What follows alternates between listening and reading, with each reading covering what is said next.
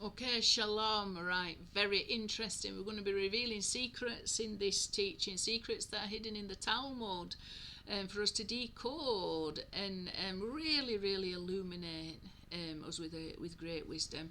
So let's go and have a look. The voice of the millstone, secrets revealed. This is connected to last week's lesson. The last lesson I did, sorry, not last week. I've been a few weeks unable to get a video out, but it's related to the last video that I did about the rain coming down. Okay, so Sanhedrin, or the rain that didn't come down, I should say. Sanhedrin 32b, week of the sun. This is a phrase from the Talmud. We're going to start to decode it. Very interesting. The secrets in here are unbelievable. Right, so I want to go through it as quickly as I can because I want to get onto the gematria, which is absolutely wonderful. The sages taught, the verse states, justice, justice you shall follow, tzedek, tzedek. Tirdof. That word tirdof is the same as rodef shalom, pursuer of peace. So we have to really run after this. Justice, justice, tzedek, tzedek. That tzedek is related to Yosef, by the way.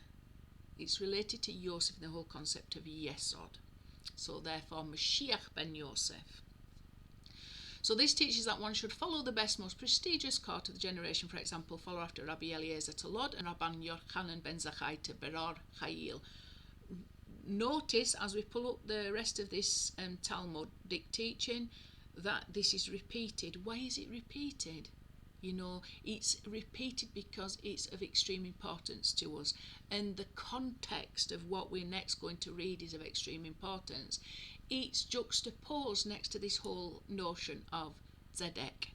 Why? Because it's telling us that it's related to the concept of Yosef, related to the concept of Mashiach ben Yosef, who is the tzedek.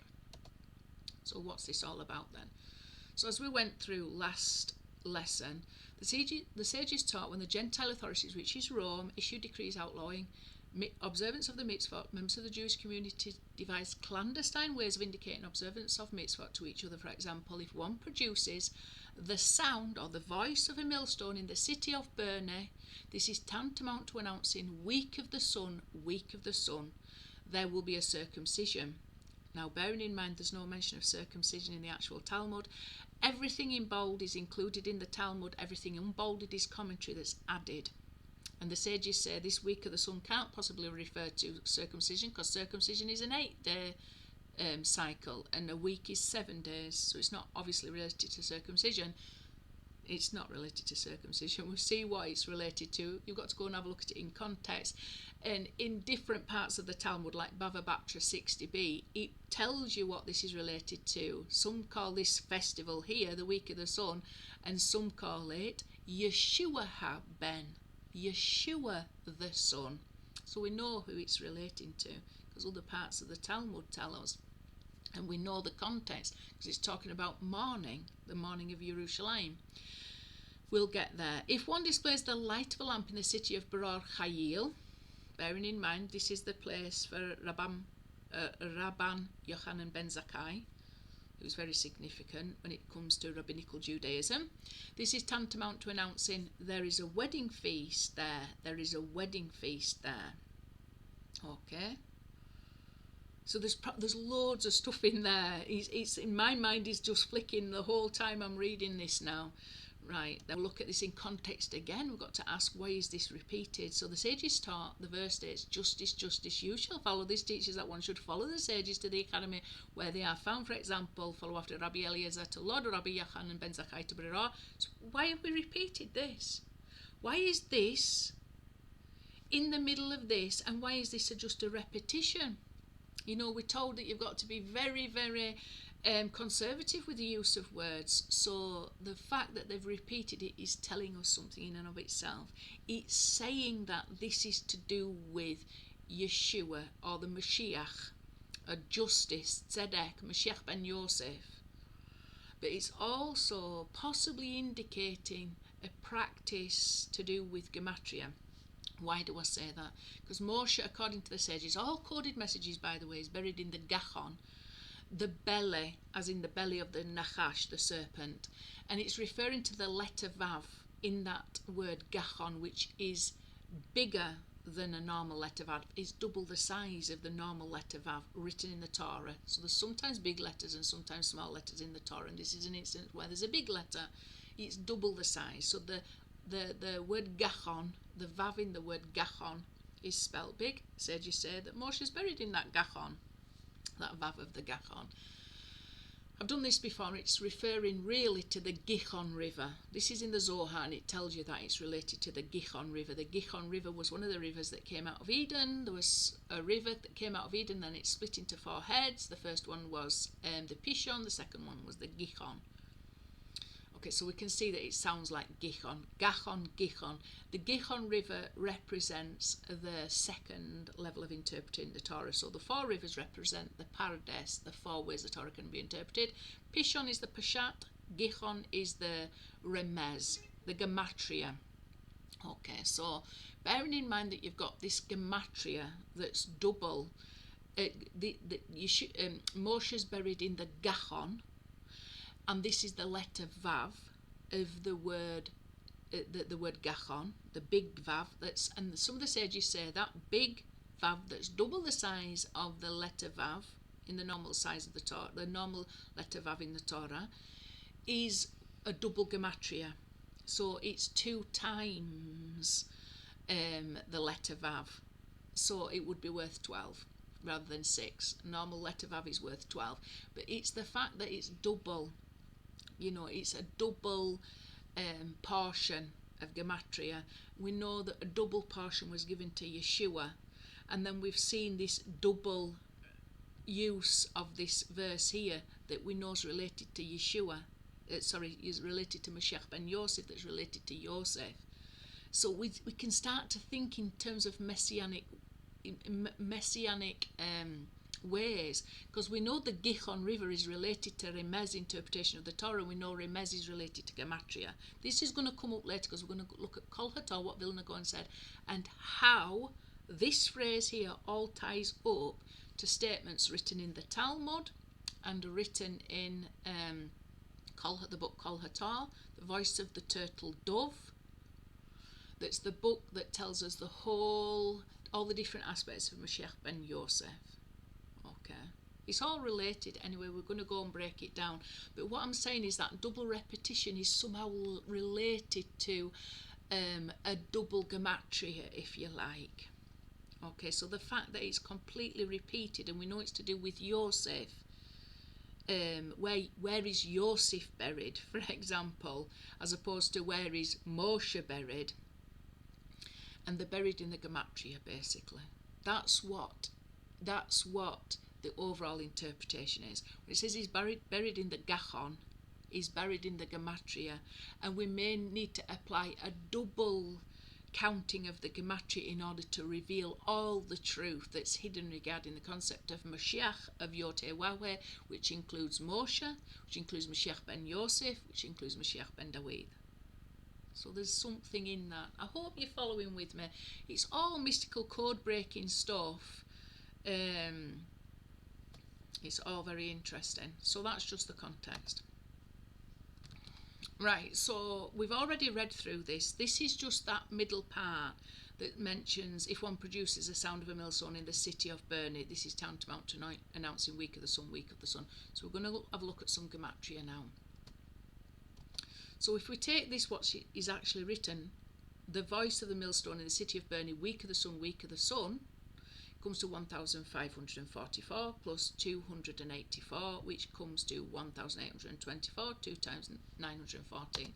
Right, let's have a look at this, because this is the exact gematria, and I did a whole video about this in the videos that I did that contain in the title Vilna Gaon.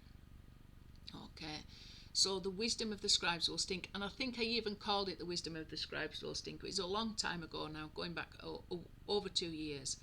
So the wisdom of the scribes will stink is taken from the Talmud, Sotah 49b. That also comes to 1,544. And we know from the Vilna Gaon, and we're going to read this very, very shortly, that this is one of the appellations for Mashiach ben Yosef.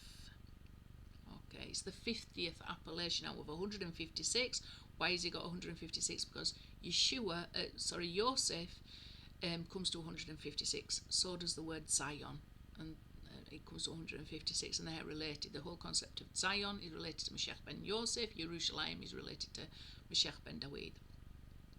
So 1544 is 4 times Yeshua. So this here is 4 times Yeshua, and we know from the Talmud, in other places in the Talmud, and we will come through this in this lesson, that the week of the sun refers to a festival called, some say, for Yeshua, le Yeshua haben, for Yeshua haben, Yeshua the Son. Okay. The ordinal of and the wisdom of the scribes will stink. So bear in mind, this is taken out of Sotah 49b, is also 4 times 53, also 4 times Yeshua, the ordinal of Yeshua. It's also 4 times rectified Yaakov. Yaakov normally comes to 47, but 5 times in the Tanakh, Yaakov is written with an extra Vav, and when you put the extra Vav in, it comes to 53, an ordinal exactly the same as the ordinal of Yeshua. Let's go and have a look at this from Kol Hator, this phrase from Kol Hator, and you'll see how it's linked up to gematria. That's why we've got to look to the gematria in order to interpret what's actually written here. What is it really pointing to? What is this righteous that we have to pursue? Okay, justice that we have to pursue. Justice for Yeshua, who's been falsely accused as a false prophet and a false god. You know, we've got to, where do we want to seek justice for this one? The one that's been maligned, the true Mashiach of YHWH, the Mashiach ben Yosef that's been so badly maligned throughout 2,000 years of history.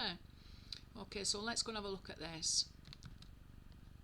Okay, so we've got this from Kol Hator 250, the wisdom of the scribe shall stink. And you can get this off safaria.org. The wisdom of the scribes, see Tikkun Zohar Tikkun 70, the Gaon's commentary there. One of the matters listed by our sages as connected with the footsteps of the Mashiach is that the wisdom of the scribes will stink. That's taken from Sotah 49. The Gaon explains in Tikkun Zohar, page 139, that this refers to the wisdom in gematria hints. So this is talking about Remez, level of interpreting the Torah, and that's why it's related to Moshe. Where is Moshe buried?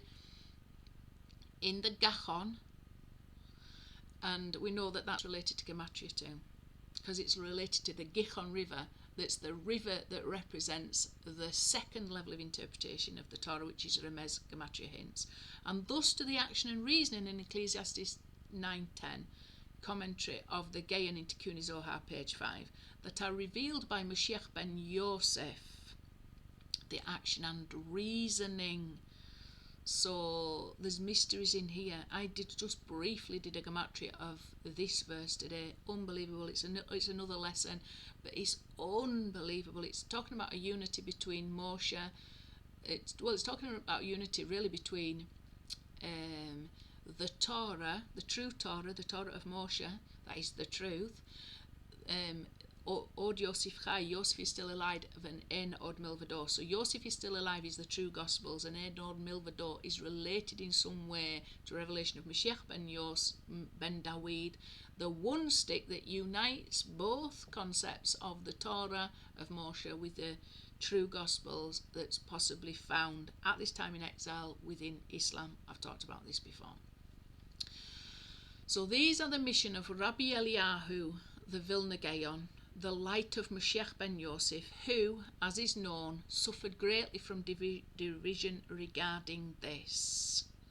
Okay, so Vilna Gaon, he understood himself to be a generational Mashiach ben Yosef, and he was also generational Moshe, a Moshe of the generation. He wasn't a millennial version of the Mashiach ben Yosef. The millennial version is Yeshua, Hanotzri.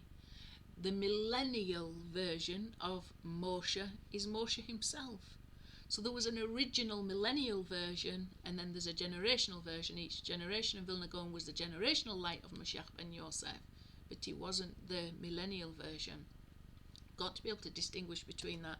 And then I've just pulled up Ecclesiastes 9:10, Koheleth, whatever your hand attains to do, as long as you are with your strength, do. For there is neither deed nor reckoning, neither knowledge nor wisdom in the grave where you are going.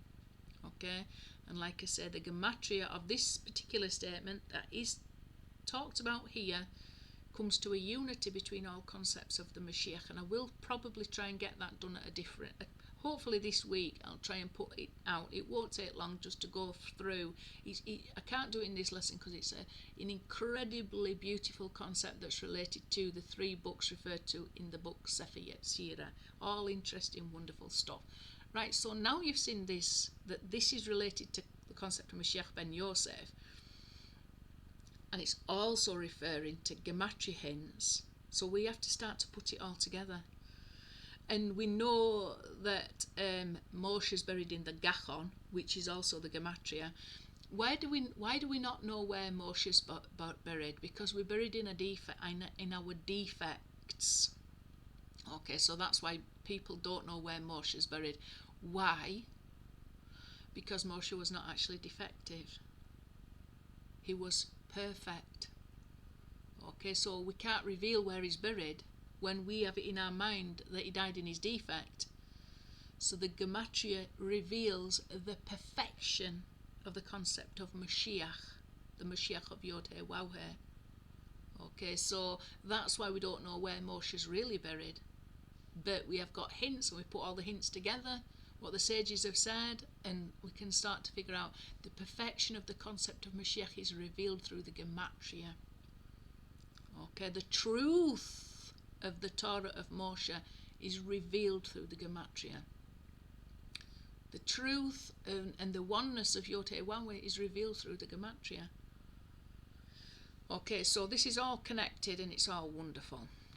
Right, so now we go back here. So we've got to start putting all this together.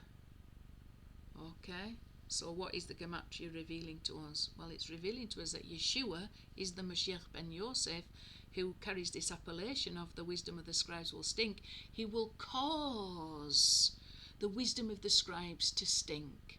Because we'll start to see that what we thought the sages has written, it stinks compared to what is actually written, the truth and the perfection that it does reveal, as opposed to the lies and the delusion and the deception when we misinterpret what the sages say.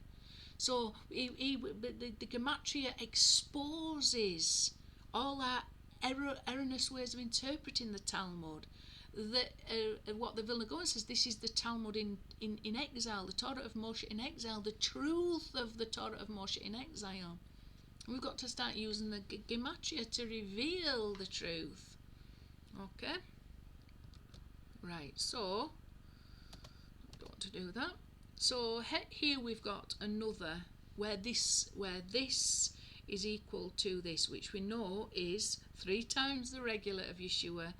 4 times the regular of Yeshua, 4 times the ordinal of Yeshua added together come to 1,756. Okay.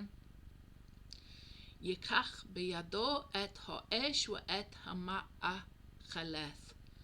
And he took into his hand the fire and the knife, 1,756. This is Abraham at the Akedah, the binding of Yitzchak. And we're told in Yalkut Shimene that the ram that was Techath Beno instead of his son, instead of Abraham's son, and bearing in mind even Abraham, because we're going to come, the seed of Abraham, we're going to come across that later. So the fire and the knife were part of that whole ritual, weren't they? Abraham was going to take Yitzchak to be slaughtered, and he took in his hand the fire and the knife in order to accomplish that task. And then the angel from heaven called out and prevented him from doing that, and he had and then he sacrificed a ram instead of his son, Tachath Beno, instead of his son. The ram, according to Yalkut Shimene, was Mashiach ben Yosef. And I've said this before, in the Midrash it talks about when YHWH asks man to provide a sacrifice, he asks him to provide according to his needs, but when God provides a sacrifice, he provides a sacrifice according to his capacity. So he asked Abraham to sacrifice his Yechida, who was Yitzhak. And Abraham was willing. It was within his capacity to do such a thing. Yitzhak was his Yechida. So then you say, YHWH provided a ram instead of Yitzhak. How is the ram how does the ram then represent the capacity of YHWH when Abraham was willing to sacrifice his son? He had to provide more. I'll just bring it up so you know, because it's absolutely phenomenal stuff and there's a great lesson to be learnt in it. God it can't be a ram. That's what it's telling you. If God provides according to his means, he had to provide according to his capacity. Abraham provided his Yechida. He had to provide his Yechida. What is Mashiach ben Yosef? He is his Yechida. He's a soul at the level of the Yechida. It's at the soul at the level of the tip of the Yud from the name of YHWH. Let's go and have a look. Okay, so this is just an example. It's only a photograph because I took a photograph of a slide that I once did. So if you want to go and have a look at the rest, you need to go and look at Midrash Rabbah Pinchas 21 section 22. It's a beautiful, beautiful section. It's all to do with redemption. When God made a request of his creatures, he requested only in accordance with their capacity. Thus he said to Moses, Now you shall command the children of Israel that they shall take for you pure pressed olive oil for illumination to kindle the lamp continually, Exodus 27:20. But when he provided light for them, he did so in accordance to his capacity, as it is stated. Hashem went before them by day in a pillar of cloud, and by night in a pillar of fire to give them light. And that's from Exodus 13:22. And likewise, when it comes to the future world to come, arise, shine, for your light has come, the glory of Hashem shines upon you. So what can we say then? So Abraham provided according to his capacity, and YHWH provided a ram. The ram is a coded message for something, because it's clearly not a ram when YHWH provides according to his capacity. Let's go and have a look what it actually is. So this is just very briefly. It's the tip of the Yud. He provided a soul from the tip of the Yud. Okay, so that one could atone for all the sins that were at the rest of the name. You can't cover sins and blemishes except from above. So the desecration of the holy name, which is the worst sin of all, to desecrate Hashem's name, to give him a bad name in this world, which we're all guilty of, it happens we actually desecrate the letter Yud, the body of the letter Yud. When we do Teshuvah and Yom Kippur and Yovel years, we can only atone up to the level of this hair. Teshuvah, repentance, as the sages say, means Teshuvah. So we can only cover and atone for, through our own repentance, blemishes of the holy name up to this level, the letter He of the name YHWH. Desecrating the holy name blemishes the body of the Yud. So the only thing that can cover that sin, so that we don't have to die in order to atone for that sin, because Chilul Hashem, the only provision for atonement within Judaism is a halal, an empty dead body, because the Chilul Hashem provides an emptiness of the glory of God in this world. And the only way we can atone for it within Rabbinical Judaism is through halal, an empty dead body, atones for the sins of Chilul Hashem, desecration of the holy name. But we have got a provision made for us through Mashiach ben Yosef, who is the Yechida. He was the Yechida that was provided by Hashem according to his capacity, which is not a ram. It's the concept of Mashiach ben Yosef. He provided a soul from the tip of the Yud in order to provide atonement for the sin of desecrating the holy name, to cover even blemishes up to the letter Yud, so that we wouldn't have to die, death swallowed up forever, to protect us from all the sins of the 49 levels of impurity, and to protect us from entering into the 50th level of impurity. The provision that YHWH made was the tip of the Yod, a soul from the tip of the Yod, his Yechida. He provided in accordance with his capacity. What's his capacity? His name. He provided his Yechida. What is the Yechida of YHWH? It's the tip of the Yod from his own name. That's his capacity. It was not a ram. Think about it. So he says, and he said, please take your son, your only one, Yechidcha, your Yechida, whom you love, ye Yitzhak, and go away to the land of Moriah, and bring him up there for a burnt offering on the mountains of which I will tell you, Genesis 22:2. Okay, so your only one, Yechidcha.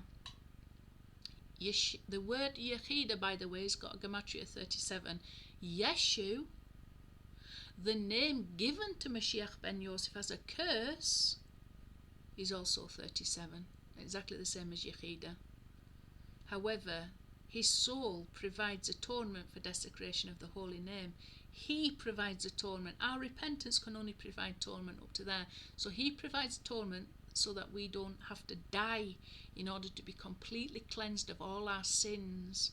And that's available to not just the house of Yosef. That's available to the house of Yehuda. Within rabbinical Judaism, there is no provision for desecration of the holy name. And if you look at what constitutes a desecration of the holy name, it can even be done in private. When we fall short of our own potential, what we could do and don't do is a desecration of the holy name, and we can do that even in our own private domain.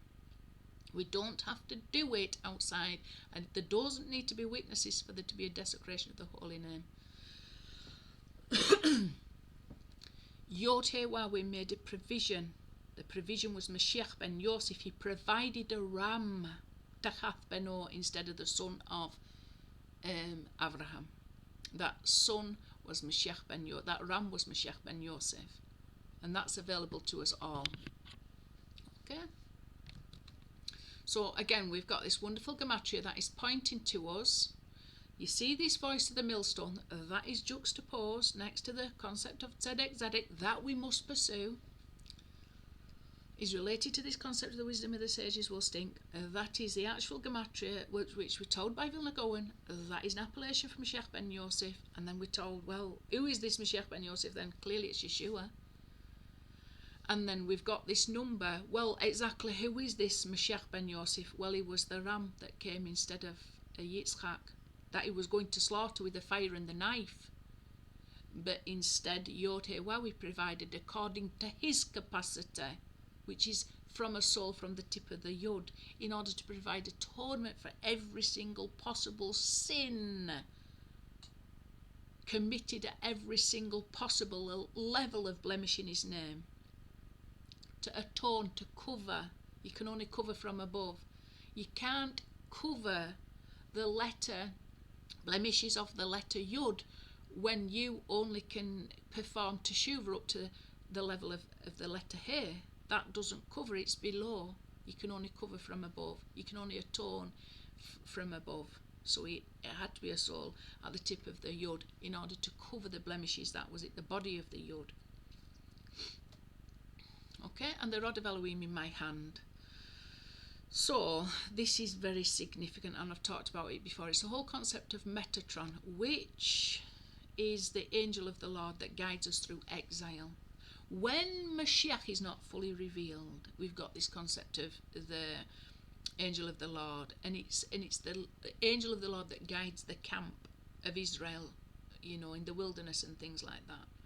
And there's all kinds of lessons. It's all very significant. It's also the rod of Elohim in the hand of Moshe that helps to defeat Amalek. Doubt about what? Well, doubt primarily in the truth, Od Yosef Chai.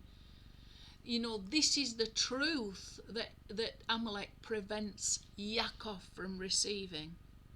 Okay, Od Yosef Chai. Yosef is still alive. What does that mean? Yosef is still alive with the what? Alive with the revelation of the name of YHWH. Okay, because that's the only life that we've got. YHWH is life, is the source of life. It's got to be connected to the name YHWH. Okay, and unfortunately, the whole Torah of Mashiach ben Yosef has descended into Edomite exile and become heavily corrupted, and it's very difficult to see that the name YHWH is very much alive within that. Okay, it looks like Yosef got very much dressed up, and it now looks like Pharaoh or the equivalent, some kind of Roman Pope, but hidden under that disguise, hidden in the disguise of all this Edomite falseness, is the truth, Od Yosef Chai. We have got to discern and reveal that truth. Okay? And we've got to defeat Amalek, because Amalek is out in force to ensure that we do not receive that truth, Od Yosef Chai, and pass that on to Yaakov. Give truth to Yaakov. Yaakov Od Yosef Chai is very essential truth that we need to reveal, and it's all connected. We've got to defeat Amalek. So there's lots and lots involved with that. There's lots involved with Metatron. It's very much related to the concept of Mashiach ben Yosef, according even to the Vilna Gaon. It's a very complex. These are very complex concepts, by the way, the concept of Mashiach ben Yosef and the concept of Metatron, because both have been subject to high levels of heresy.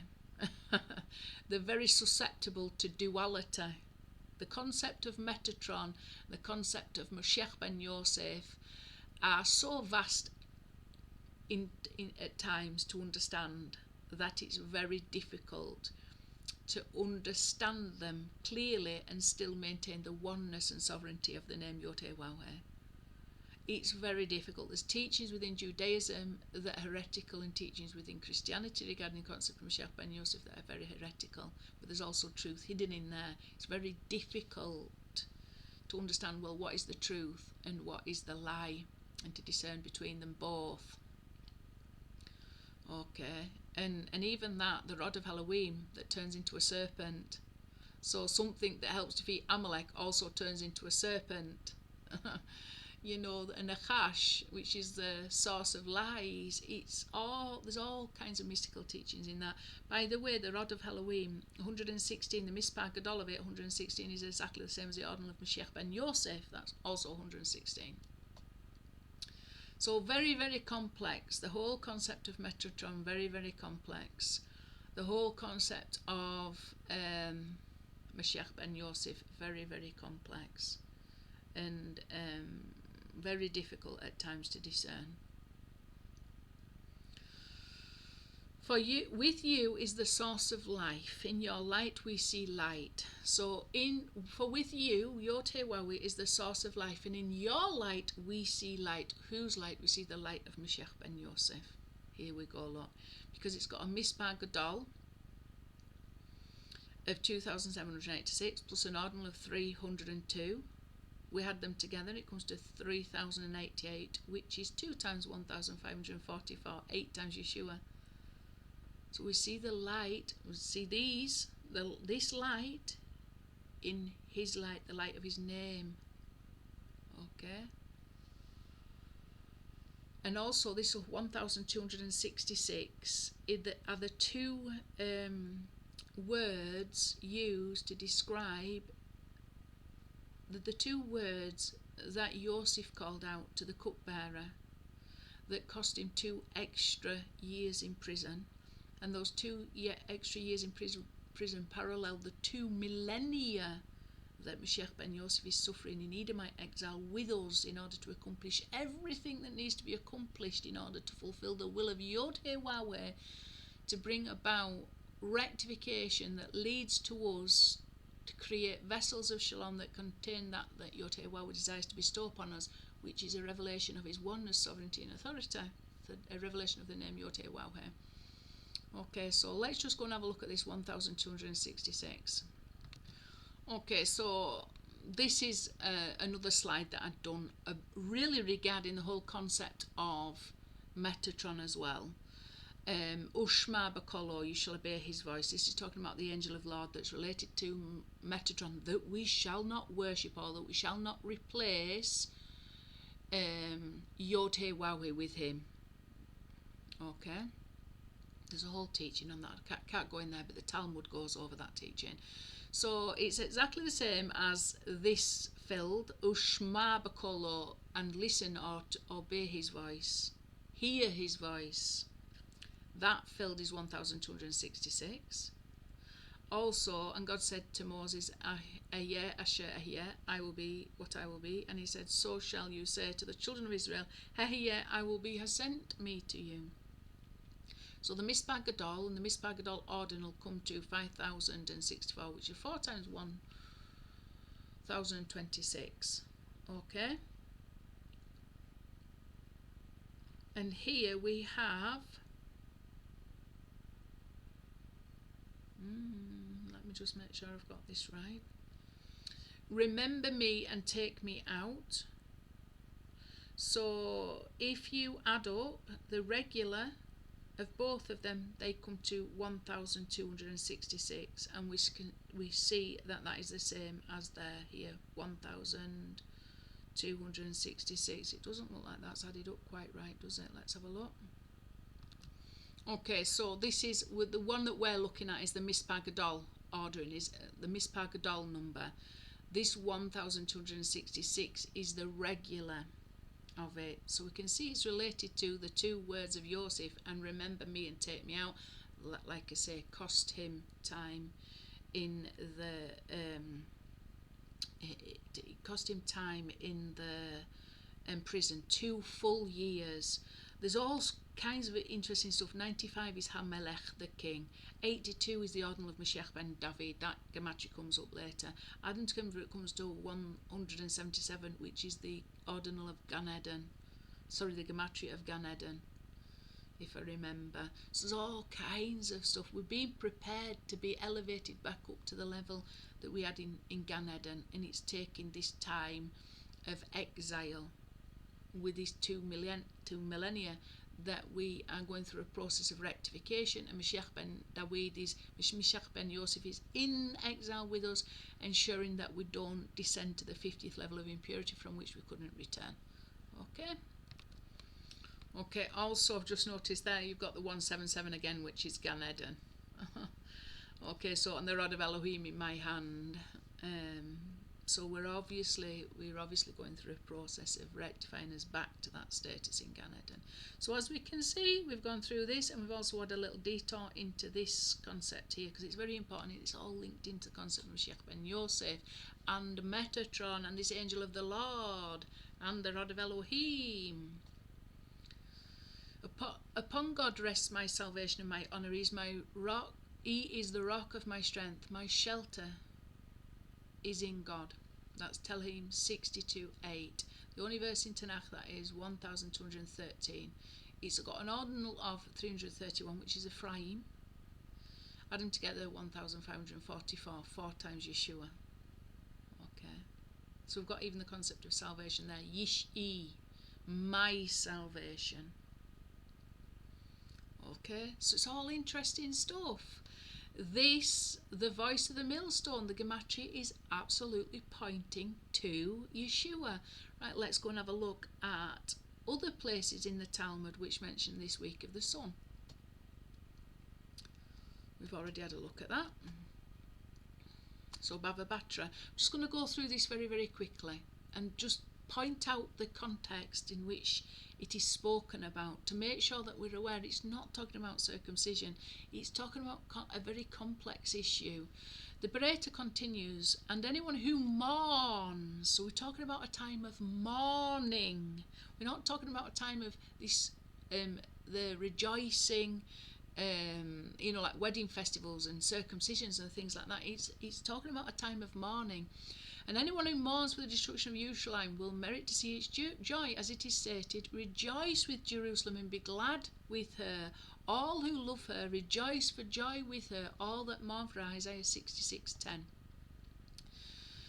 It is taught in Bereta, Tosefta, Sota 15:10, that Rabbi Yishmael ben Elisha said, from the day that the temple was destroyed, so we know we're talking about mourning for the destruction of Yerushalayim, by right we should decree upon ourselves not to eat meat and not to drink wine, but the sages do not issue a decree upon the public unless a majority of the public is able to abide by it. So basically they're not in a state where they can abide by this, so it's not decreed. But it says by right it should be decreed because of the destruction of the temple. And then it says this is very interesting. This is what links us up to the week of the sun. And from the day that the wicked kingdom, i.e. Rome, spread, and so the time when they was invading and expanding, who decree evil and harsh decrees upon us and nullify Torah study and the performance of mitzvah for us, and do not allow us to enter the celebration of the week of the sun, i.e. circumcision, but that's not written. The week of the sun is 8 days when it comes to circumcision, not a week. And some say to enter the celebration of the salvation of the firstborn son, but like I've pointed out before, that actually says Yeshua haben, to Yeshua the Son. By right we should decree upon ourselves not to marry a woman and not produce offspring, and it will turn out that the descendants of Abraham, our forefather, will cease to exist on their own, rather than being forced into a situation where there are sons who are not circumcised. Something is happening. Something serious is happening here, where they are decreeing by right, because the Rome won't let them keep these festivals, the week of the sun, and the celebration that is called, some say, for Yeshua the Son, and it's to do with the mourning of Jerusalem, the destruction of Jerusalem and the subsequent mourning of it. It's saying, because of the expanding of Rome, the spreading and invading of Rome, that we should decree not to marry a woman and produce offspring, and it will turn out that the descendants of Abraham, our forefather, will cease to exist on their own. So why are the Jews doing something that would cause the descendants of Abraham, the forefather, to cease to exist on their own? It makes no sense at all. Let's just read on, and then we'll start to try and decipher what actually is written here, what could possibly be written here. But concerning a situation such as this, the following principle is applied.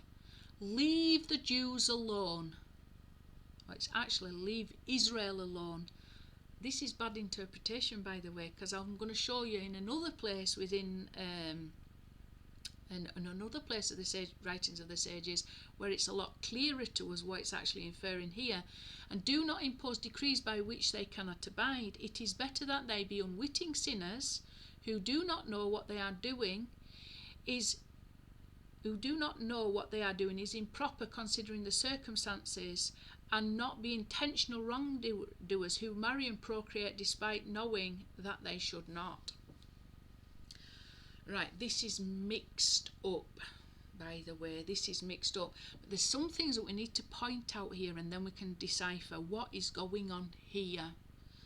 Right, why is there a distinction between the descendants of Abraham that they want to cause to cease on their own by not marrying or producing offspring, and then somehow the Jews are left alone?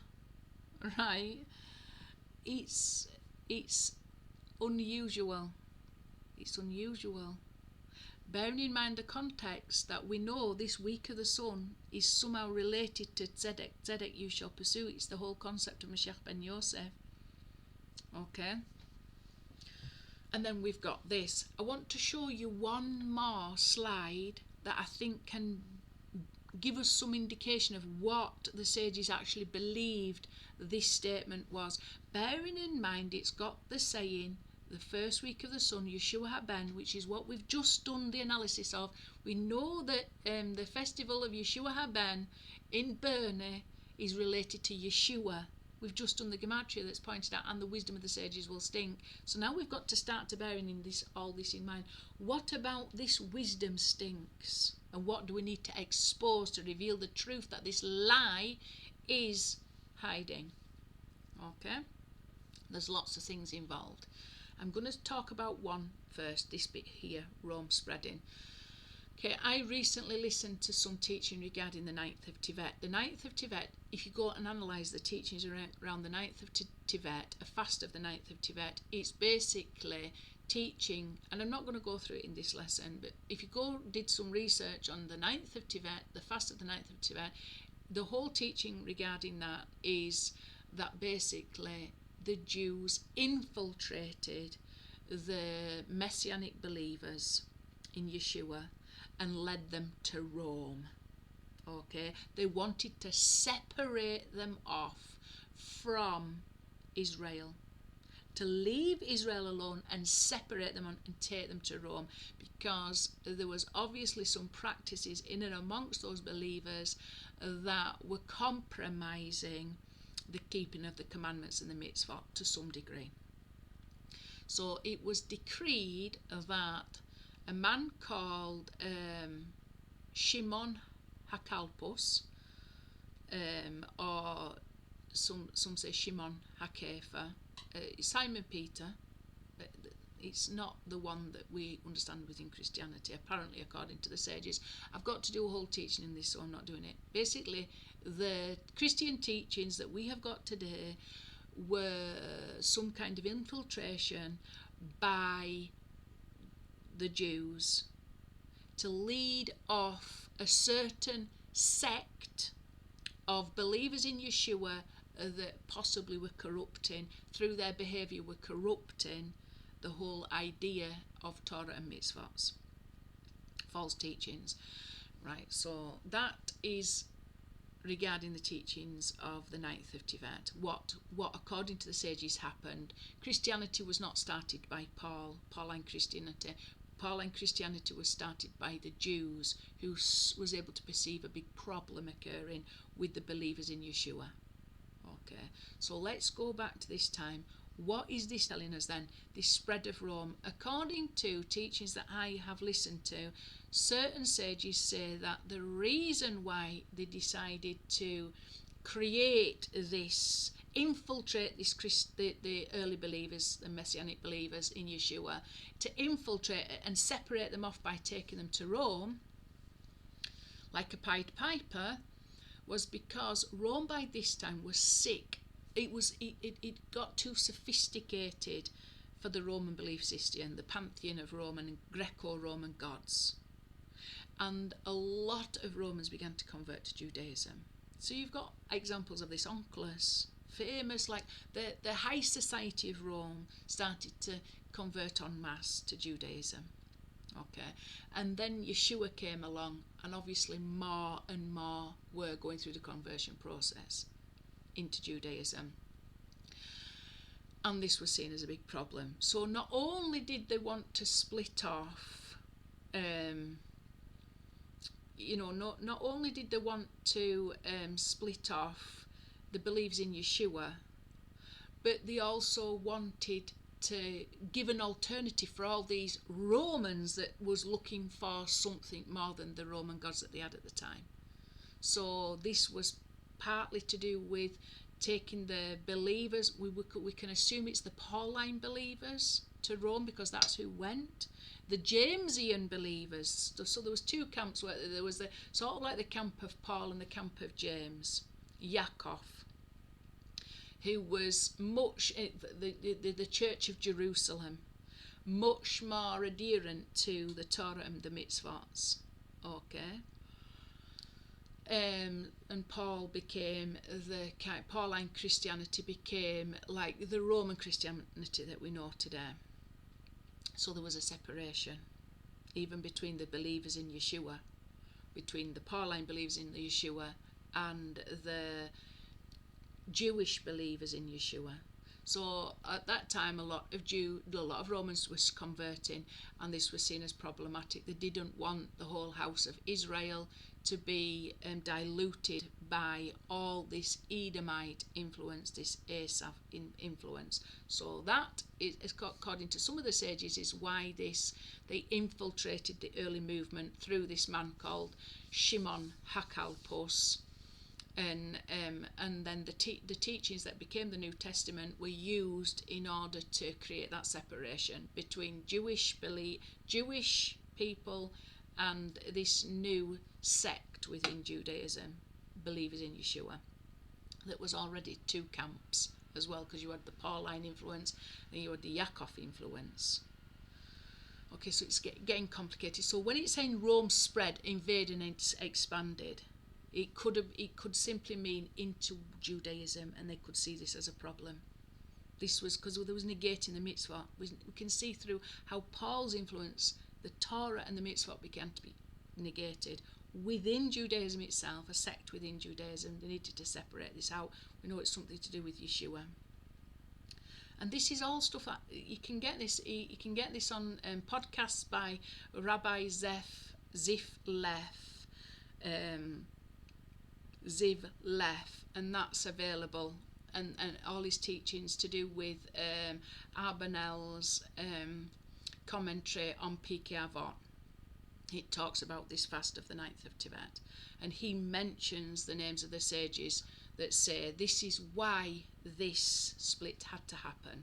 You know, there's all kinds of different reasons. So why? It's because, look, they wanted to eradicate the descendants of Abraham, our forefather, will cease. Okay.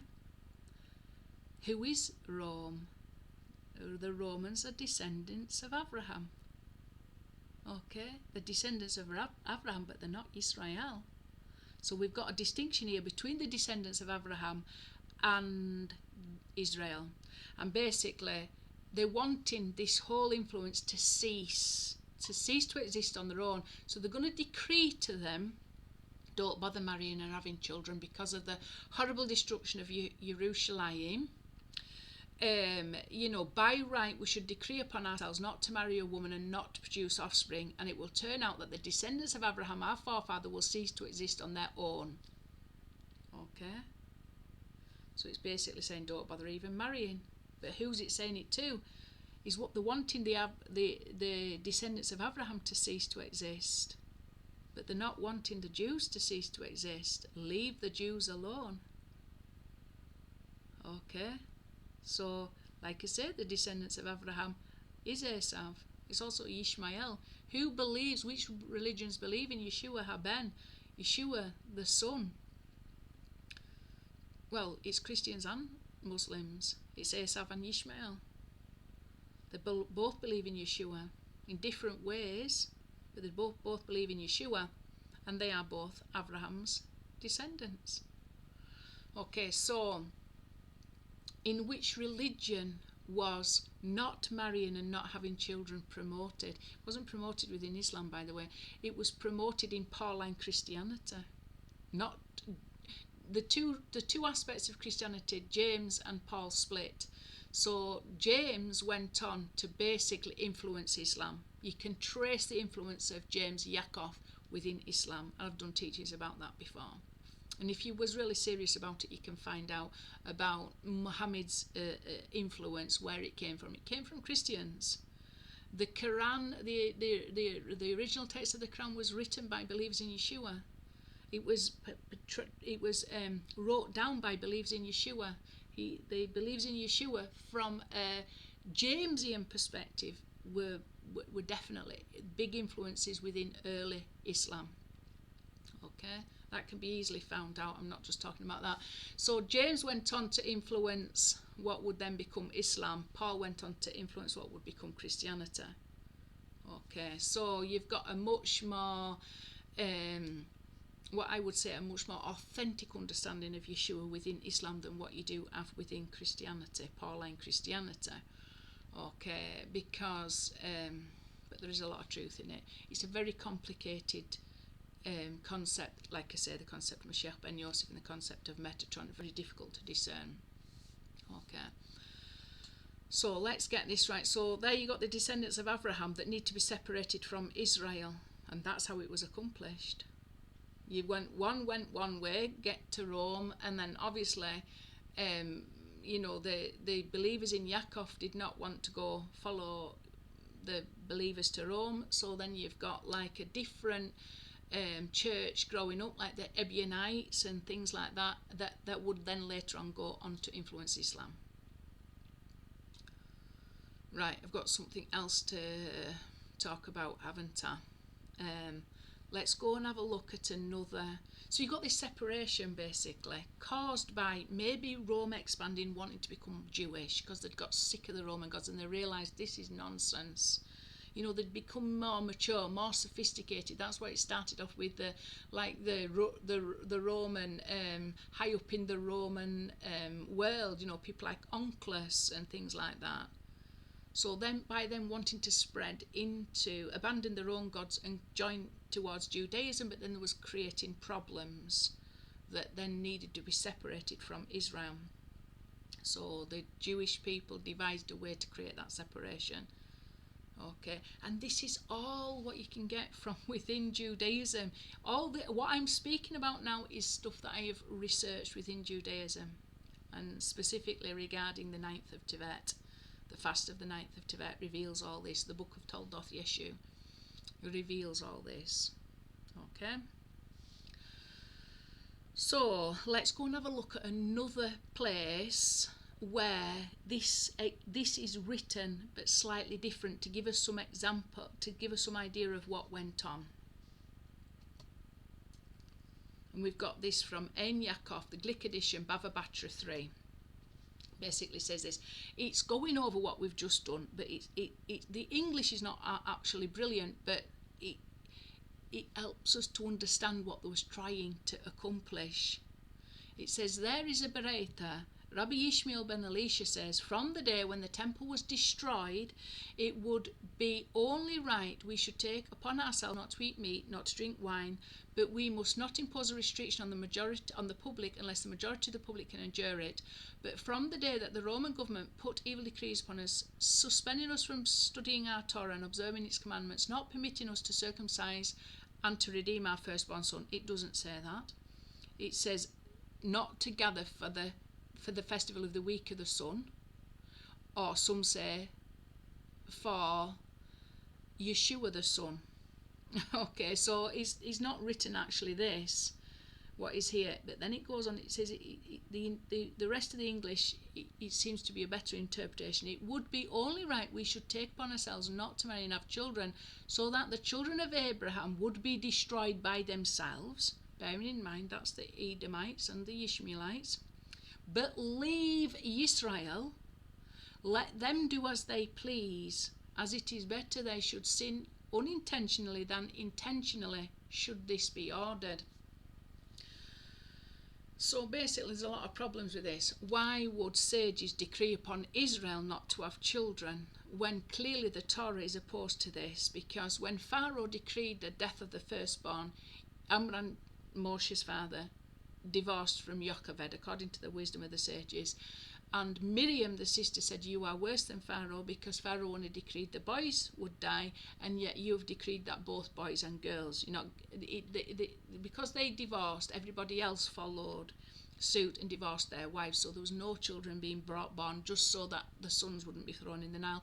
Miriam pointed out, but you have decreed against the girls also, so you're worse than Pharaoh, you're killing the girls as well. So why would the Talmud go against the Torah? Not only that, the birthing of Mashiach, you know, Moshe was birthed because of what Miriam said to his father, that went and then married Yocheved and then gave birth to Moshe, remarried Yocheved and gave birth to Moshe. So there's all kinds of things. Why would they then say better that you don't have children and stuff?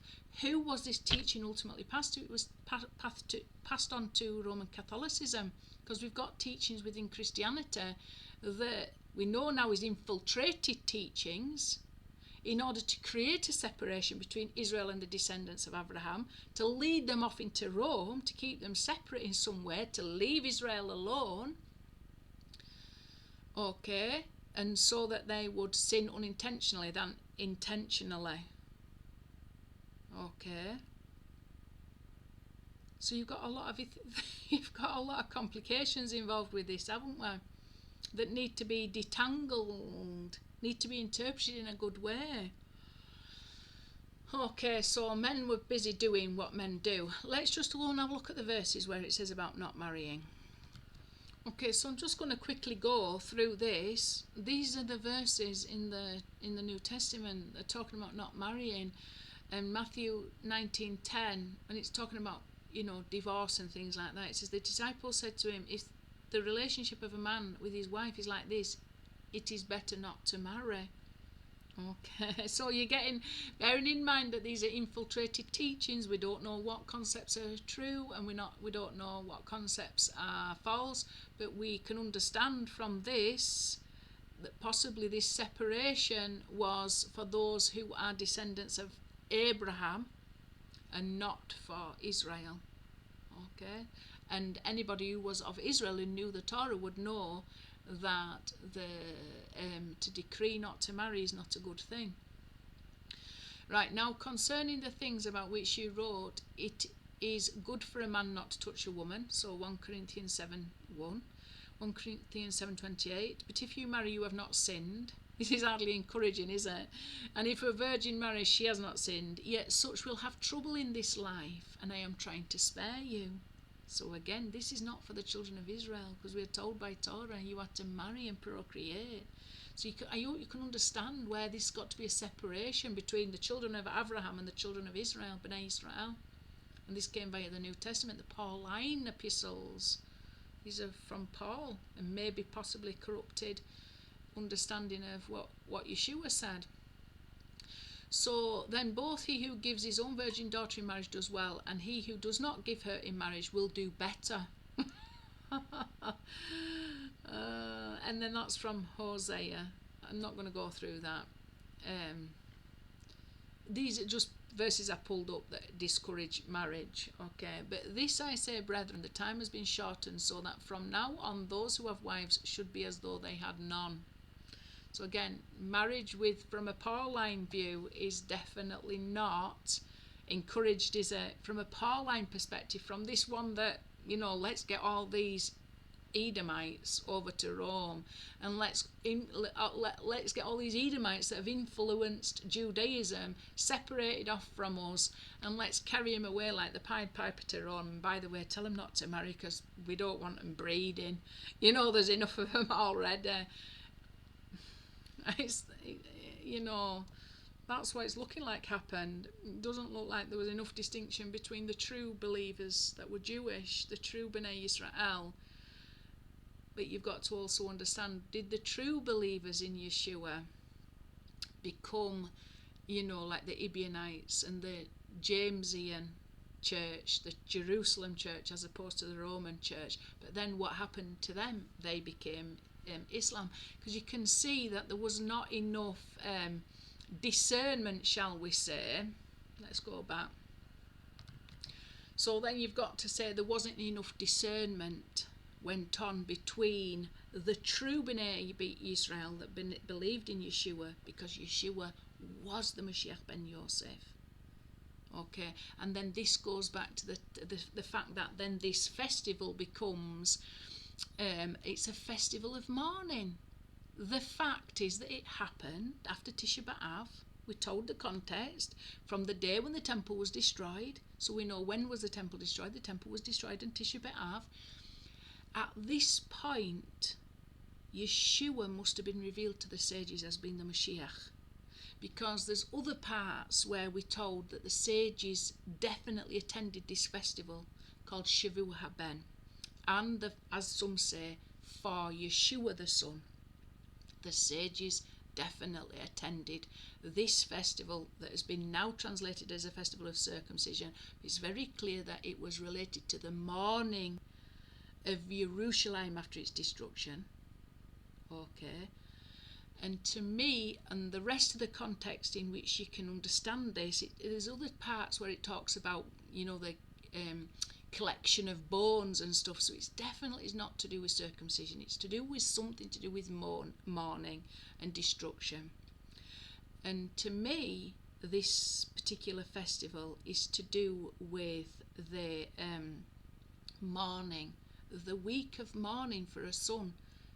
We're sitting Shiva, the 7-day mourning period for the son that was now revealed to them, the son that God provided instead of Yitzchak's son, the Yechida.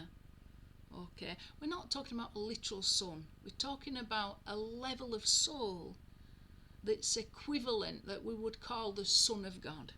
And this is not to be understood in the ways that it's understood heretically. It's just a high level of soul. So there was mourning. They realised at the temple, the destruction of the temple. What did they realise? I did this in a previous teaching regarding the Tisha B'Av teachings that I did. They realised that Yeshua was not a false prophet. Why? Because Yeshua had given warning to his disciples to flee when they saw these signs. The disciples fled to Pella, and this is all recorded. It's recorded in the early church fathers, and I do believe Josephus recorded this. But they fled to Pella and they were saved. The siege was lifted on Jerusalem. The believers in Yeshua recognised his warning. They did according to his warning. They fled to Pella and they were spared. The people that didn't listen to him stayed in Jerusalem and perished. Great numbers perished in the destruction of Jerusalem. Okay. The destruction of the temple, sorry. So at that point, on Tisha B'Av, at the destruction of the temple, what was revealed to the sages? That Yeshua was the Mashiach. He was a true prophet. And not only that, he'd brought about, through his prophecy, he'd brought about a great salvation. All the believers in Yeshua, according to historical evidence, suggests that they were all saved. Okay, so it brought about a great salvation. So at this time, the Tisha B'Av, when we are told that Mashiach will be revealed at Tisha B'Av or born at Tisha B'Av, but like the sages says, this can be just a revelation. So the Mashiach was revealed at Tisha B'Av. Okay, he was revealed. How do we know that he was revealed at Tisha B'Av? Because the Torah tells us so. When was Yosef revealed to his brothers? Before they went into exile. He was revealed to his brothers before exile. So just at that moment, there was a period prior to that, wasn't there? It was revealed prior to them descending into Egypt. All 70 descending into Egypt. The 70 of the house of Yaakov went into Egypt. Yosef had already been revealed to them by that time. Od Yosef Chai had been revealed to them. So we know God is only enacting His Torah. So we know if He is the Mashiach, He had to have been revealed to His brothers as being the Mashiach. And therefore we know that somehow this Talmud is allowing us to understand that He had been revealed, He had been acknowledged, He was the Son.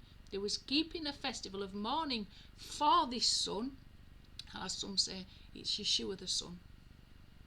And we know that the whole of reality has to go in accordance to the Torah, because it's only YHWH's will that is being revealed.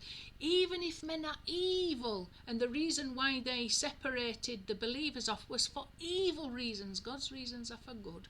Just as Joseph said, what you meant for evil, God meant for good. So even if this is just evil, Erev Rav, influenced rabbinical Jews, creating all kinds of,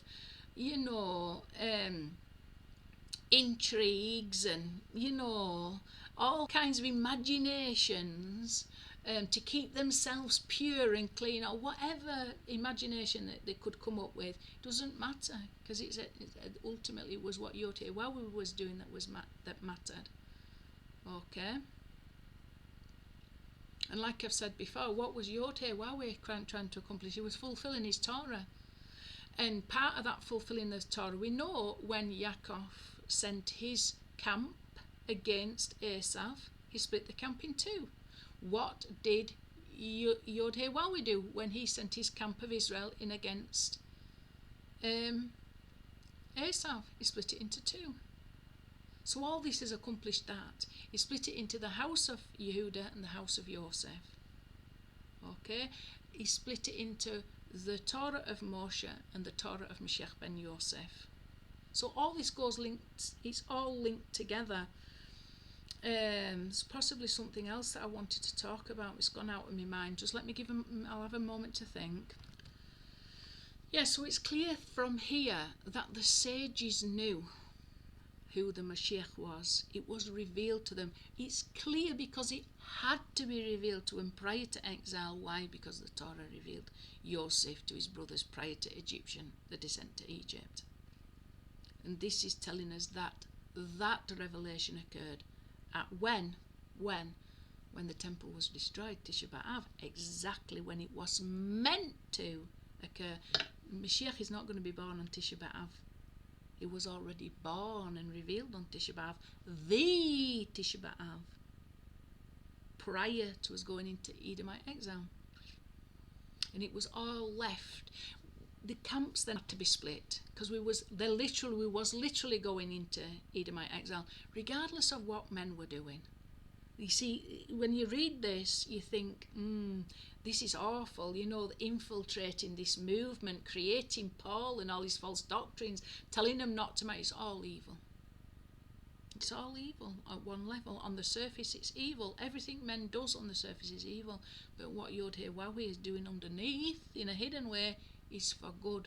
He wanted the camps to be split in two, so that in case one be struck down by Esav, one would live.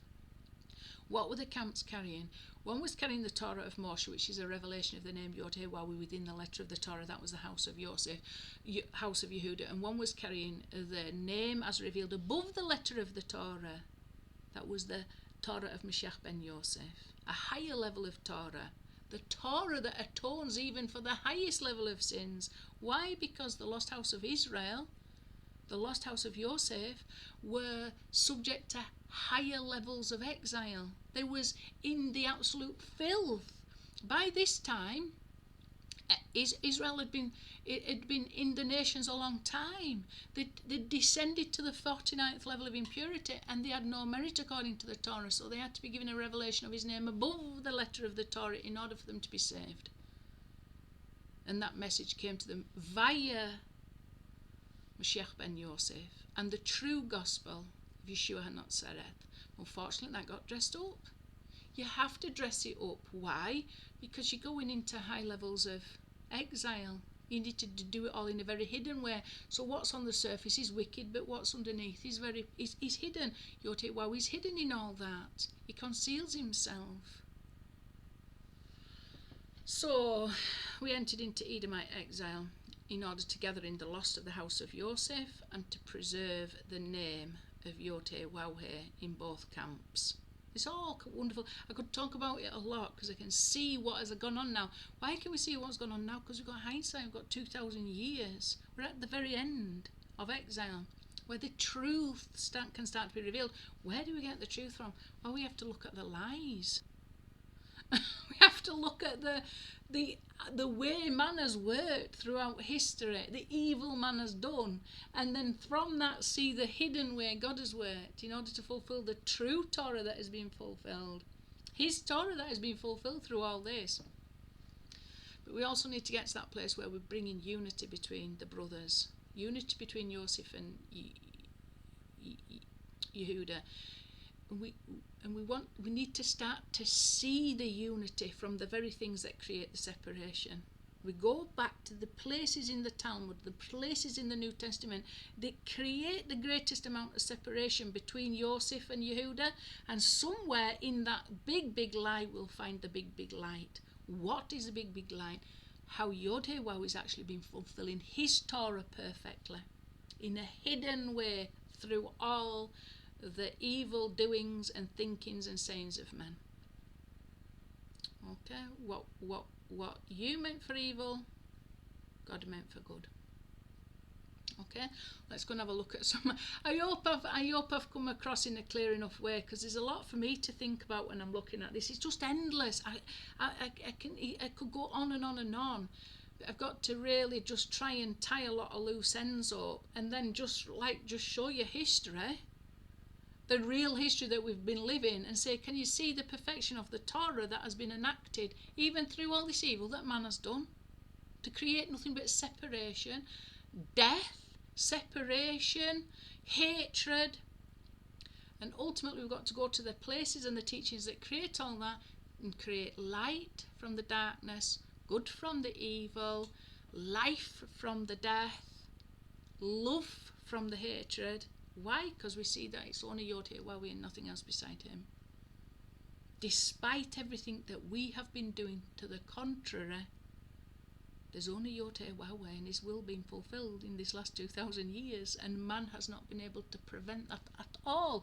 In fact, man doing his evil has only accomplished his will in a hidden way. Right, so let's have a look. We've had a look at that now, haven't we? Last little bits of gematria, which are beautiful. What has been? So we've got the voice of the millstone in the city of Birna. Week of the sun, week of the sun. It comes to 284 ordinal, which is the ordinal of the 5 books of Moses. 284. It's also 4 times Jonah. The only sign that Mashiach ben Yosef would give to a wicked adulterous generation. That's our generation. So what equivalence has this got to the entire ordinal of the 5 books of Moshe? And I've pointed out before, the ordinal value of the 5 books of Moshe are related to Mashiach ben Yosef. The regular are related to Mashiach ben Dawid. And I've gone through that many times. I can't go through that in this lesson. So there's a lot in there, isn't there? What equivalent to this is equivalent to the 5 books of Torah? Something extremely significant. It's worth our investing to reveal what's hidden in it. And then again, we've got this concept of the Mashiach. What was? Its name was already called, and it is known that he is a man. Okay, so this Ma Shehiyah is present in 4 verses within Ecclesiastes. This is one of the significant ones, where the square ordinal of this comes to 4,544, which is 16 times 284.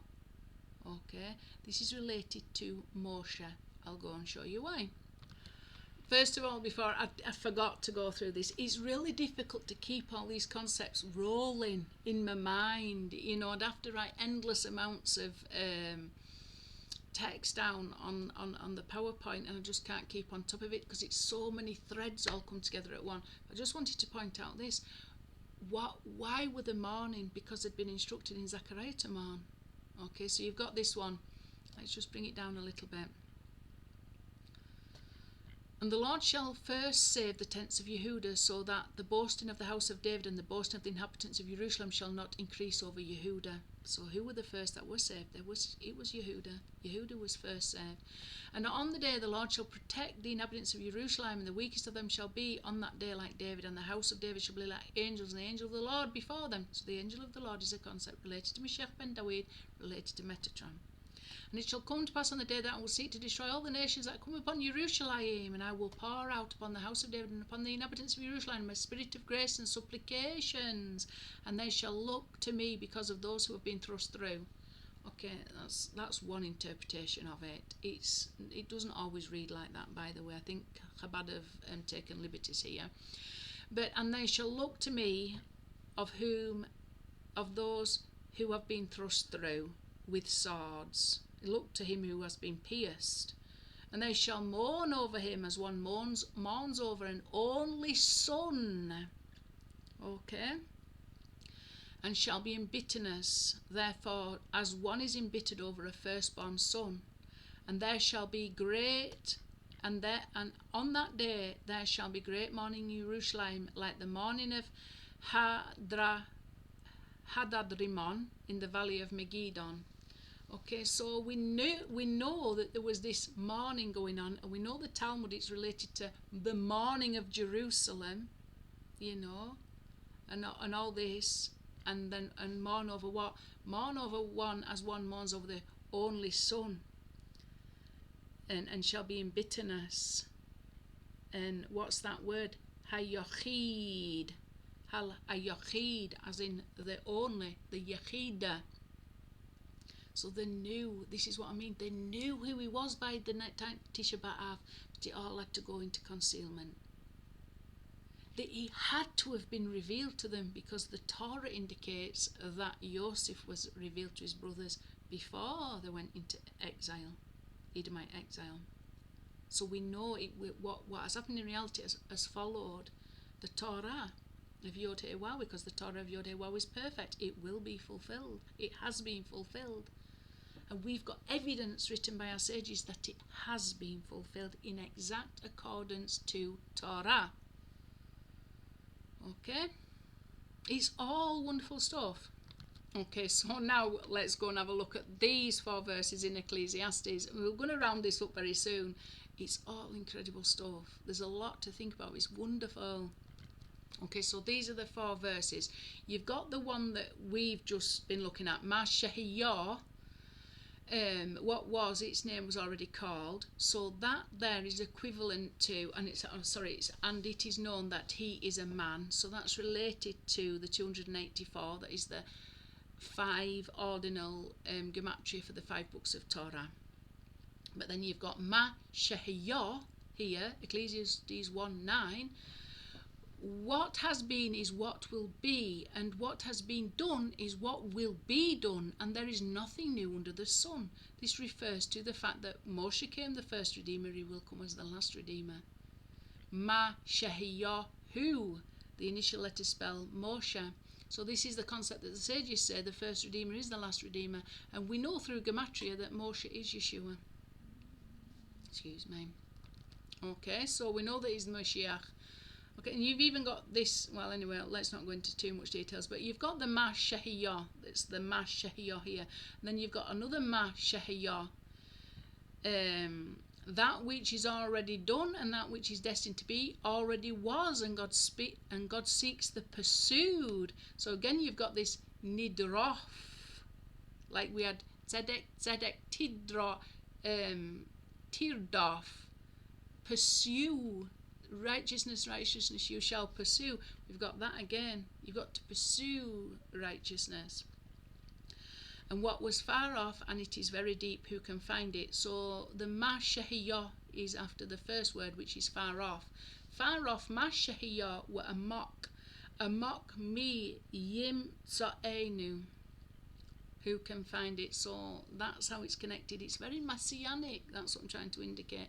Extremely messianic, related to the final appearance of Mashiach, which will be as Mashiach ben Dawid. So there we go. What was its name was already called, and it is known that he is a man. Okay, what man then? Okay, so anyway, it's related to Emunah as well, and we know that Yosef was 2 extra years in the prison because of a lack of faith with the 2 words that he spoke, remember me to Pharaoh and take me out. And we're in a process of being rectified for 2 aspects of our faith that are not yet perfect. Our complete faith in the coming of Mashiach and in the resurrection of the dead, I've pointed out on occasions before. So if we take the regular and ordinal of Emunah, and that's got the same ordinal of Moshe, add them together to come 241. The square ordinal of Emunah is 427. Add them together, 568, which is 2 times 284. Okay, so we know Emunah is connected to the entire concept of the 5 books of Torah and all this. I will set up for them from amongst. So this is, I've done teachings on this, I'm not going to go through it, but these are the 3 main concepts of Mashiach. That's Moshe, Mashiach ben Yosef, and Mashiach ben Dawid. And this is talking about the prophet that will come, 568, 127 ordinal. So who is the prophet that will come like Moshe? Let's see, it's something to do with Yeshua, because the ordinal of it is 127, and the ordinal filling out of Yeshua to the highest level when the Vav is filled with a Yod is 127 also. But it's also related to Emunah. So he sent the prophet so that we would increase our Emunah, we would perfect our Emunah of complete faith in YHWH. How do we have complete faith in YHWH? Because when we see that his Torah, which is perfect, has been nothing but enacted throughout the entire of history to absolute utter perfection, we have faith in his faithfulness. He is faithful to fulfill Torah. Okay, and we can see his utter faithfulness towards that, and that gives us faith in YHWH. Through that, seeing that perfection revealed. And the perfection in the gematria. It's all wonderful stuff. It gives us our faith. And then we've got this. This is Moshe and Yeshua united. But if we just add up the 4 different fillings out of Yeshua for the 4 levels, and this is when it's the ordinal Mispar Gadol numbering, so when the nun is 25 instead of 14, you add all those up and it comes to 568. So he's the prophet who, Yeshua, the 139, the 140, the 140 there at Bina, and the 149 from Atziluth. 149 is also Melech Goyim, King of the Nations, and it's Yeshua, the aspect of Mashiach ben Yosef, that's gone out and become the King of the Nations, just as Yosef was king over Egypt. Okay, so, or second in command, shall we say. So all these we've got 568. 568 is, I will set up for them from amongst, talking about the prophet, like Moshe, that were to come after Moshe. We know what was is what will be. So, and another indication, what was Moshe is what will be. What came? Well, Yeshua came. And all kinds of wonderful stuff. It's talked about that being Melech Goyim. If you add 386 and 345 for Moshe, 386 for Yeshua, 345 for Moshe, it comes to 731. 731 is Melech Yisrael. The regular 631 plus the ordinal 100 comes to 731. Who is the King of Israel? Moshe and Yeshua united. Together they reveal Mashiach ben David. That unity reveals Mashiach ben David. And then we've got this concept, Bechiki, my palette, which comes to 568. And this is taken from this verse. It's so important. We've got to reach a place of advocacy. So we've got to go start reinterpreting the text that we've seen in a good way to reveal that YHWH has been fulfilling His Torah and faithful to fulfill His Torah, instead of interpreting it in a way like you're just looking at all the evil ways man has operated. And you've got to look and interpret things, that you start to interpret the hidden way YHWH has operated, even through all this, that there's only Him, everything's been working for good, there's only His Torah that has been fulfilled in the history, nothing else has been fulfilled, even when man has been given free will, and free will he's done nothing but evil. There's only YHWH way, and His will ultimately be accomplished. He takes all that and He's fulfilling His Torah anyway, in a perfect way. Behold, now I've opened my mouth, my tongue has spoken with my palate. So this is advocating for the good, the hidden good, rather than accusing the outer evil. Spending our time focused on the outer evil. And with that, I'll say shalom. Please share and subscribe.